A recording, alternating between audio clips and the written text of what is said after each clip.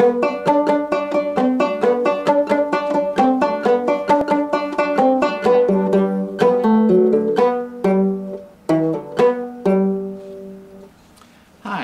my name is Tim Twiss, and I'd like to welcome you to this video on the Ning Minstrel Banjo site.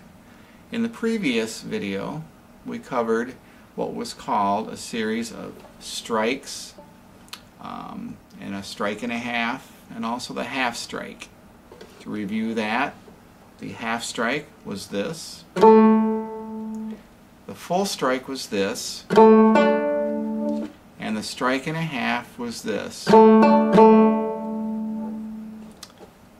going to introduce two more movements in this video before we go on to the first song, which will be Juba.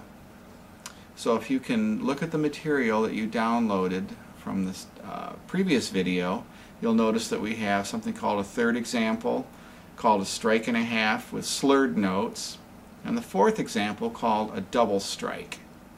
If you haven't downloaded that material, please do so, as you can follow the text and see exactly what I'm talking about. So, to look at the third example, with a strike and a half with slurred notes, what we have is this. You first execute the strike, and then you execute a half strike, but then you slur that note by pulling the note off. To pull the note off, nothing happens with the right hand. You just simply pull it off like that. And what you do is you can think of your finger as actually plucking the string. Okay? You just pluck that, but with this hand. Therefore, you don't need to re-articulate anything with the right hand.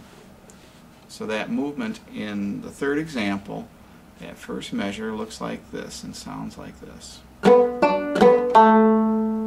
Okay, once again. Notice my right hand did not move as I did that pull off on that note. Okay, now in the second measure, I'm going to pull off on a note that I changed to the third position.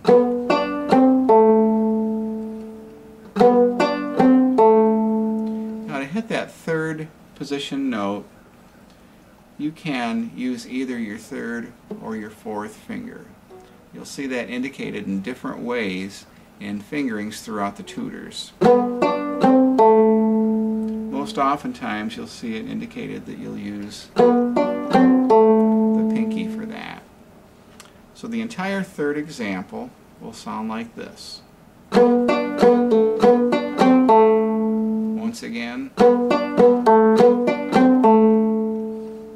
Okay, so that was a strike and a half with a slur. The next example is called a double strike. So as you can guess, it is going to be a strike that's doubled up. What will be different in this example is that we're going to move the thumb from the fifth string to the second string for the second strike. So what will happen, you're going to set your chord up like this with the first finger there and your second finger in that position for that chord, and you're going to do a strike here on the first and fifth string, and then you're going to do a strike with the first and second string. Okay, so it's still a strike. You want to think of that hand going down and up on each of those combinations of two notes. So here's the first measure of the fourth example, a double strike. I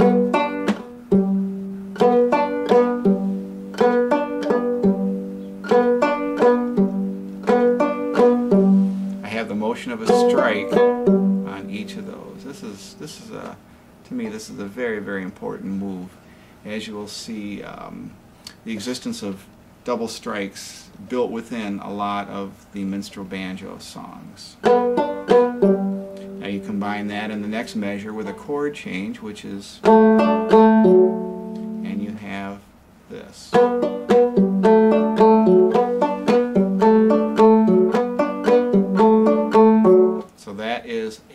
double strike. You have the single strike, and by moving the thumb that turns that into a double strike.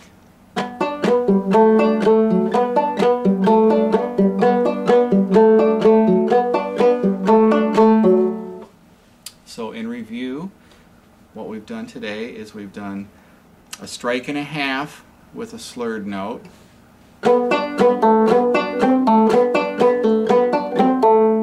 and a double strike.